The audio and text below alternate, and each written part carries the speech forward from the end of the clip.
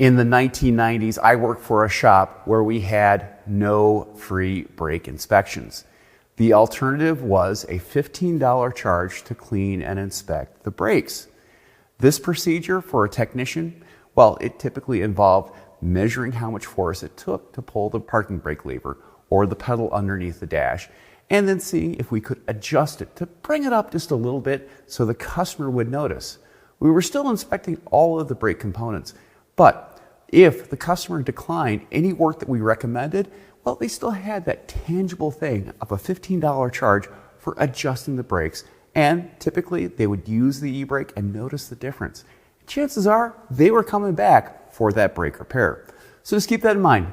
Free brake inspections, they're good, but if you can offer them value in, let's say, a clean and inspect the brakes and parking brake, well, they're going to see a lot of value in that because they're going to notice. I'm Manager Markel. Thank you very much.